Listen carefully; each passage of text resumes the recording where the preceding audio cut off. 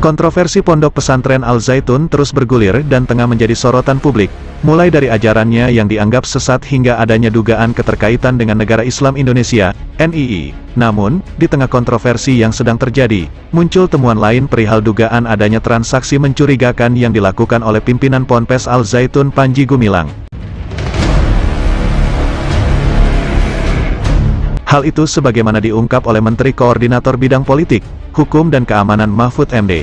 Mahfud menyebut, pimpinan Ponpes Al Zaitun Panji Gumilang memiliki 256 rekening dengan 6 identitas, di antaranya atas nama Abu Totok Panji Gumilang dan Abdus Salam Panji Gumilang. Nama dia itu 6, ada Abu Toto, Panji Gumilang, Abdus Salam, pokoknya 6 lah, dan dari situ semua ada dari 256 rekening atas nama dia, kata Mahfud. Dari kepemilikan ratusan rekening tersebut, Mahfud menyebut, Panji Gumilang memiliki jumlah lebih banyak dari Ponpes Al Zaitun yang hanya memiliki 33 rekening, sehingga disebutnya Panji Gumilang mempunyai 289 rekening atas nama pribadi dan institusi, dan 33 rekening atas nama institusi, jadi 289.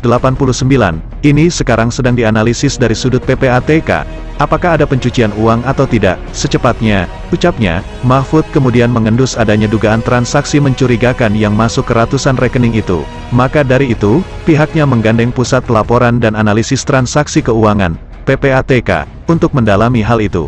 Kalau ada mencurigakan makanya diambil oleh PPATK, sekarang sedang diambil oleh PPATK, agak mencurigakan, tandasnya.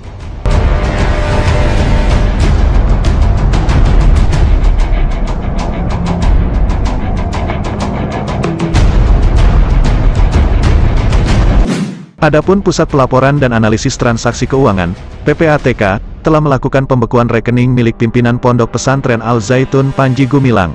Hal ini menindaklanjuti atas temuan ratusan rekening milik Panji dengan 6 identitas. Iya, dibekukan, kata Kepala PPATK Ivan Yustiavandana saat dikonfirmasi.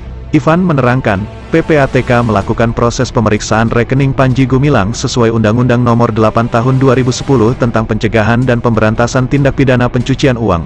Kami melaksanakan tugas dan kewenangan kami sesuai UU Nomor 8/2010, ucap dia. Selain itu, PPATK juga telah melakukan pemblokiran terhadap rekening Panji Gumilang. Hal ini dilakukan untuk kepentingan proses analisis keuangan yang saat ini tengah dilakukan. Ia memblokir seluruh rekening terkait Ponpes Al Zaitun dalam rangka proses analisis, kata Ivan.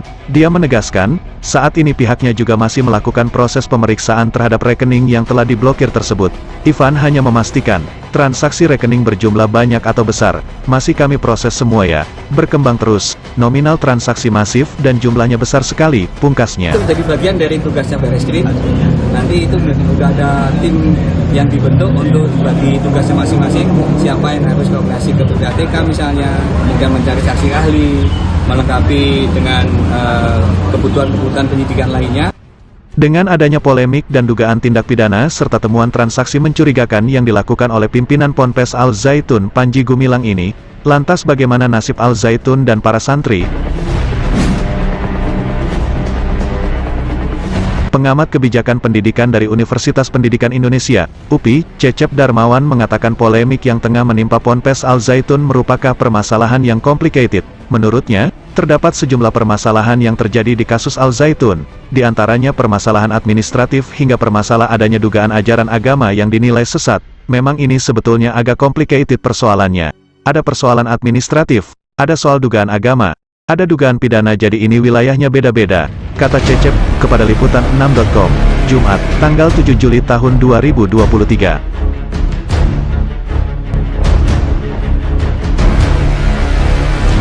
Cecep mengatakan bahwa perlu dicarikan solusi atas polemik yang telah menimpa Ponpes Al Zaitun, khususnya perihal nasib para santri dan orang tua santri untuk mendapatkan kepastian. Santri dan orang tuanya tentu harus ada kepastian, apakah mereka harus tetap belajar di situ, dan menunggu proses pemerintah melakukan penyelesaian atau ada pembinaan khusus.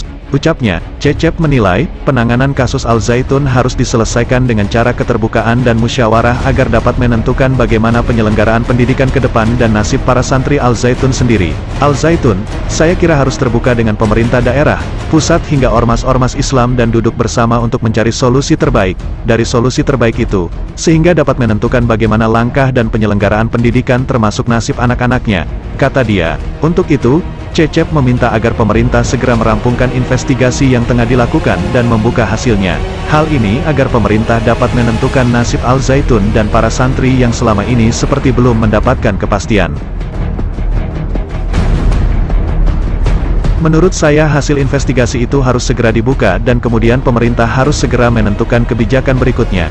Jangan sampai terkatung-katung yang membuat nasib pendidikan para santrinya tidak jelas, pungkasnya. Sementara itu, pengamat kebijakan publik Trubus Rahadiansyah mendesak pemerintah untuk memberikan pembinaan terhadap Ponpes Al Zaitun yang saat ini tengah dirundung kontroversi. Menurutnya, pemerintah harus menurunkan kementerian terkait untuk masuk dan memberikan pengawasan terhadap proses pendidikan yang ada dan tetap memberikan hak-hak pengajaran di Ponpes tersebut. Pemerintah harus menerjunkan Kementerian Agama dan Pendidikan untuk memberikan pengawasan dan tetap memberikan hak pengajaran di Al Zaitun, kata Trubus kepada Liputan6.com, Jumat, tanggal 7 Juli tahun 2023.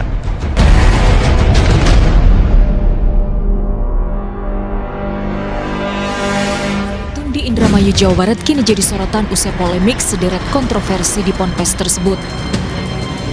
Seiring penyidikan dugaan pidana pimpinan Ponpes oleh kepolisian, nasib ribuan santri Ponpes juga perlu kejelasan.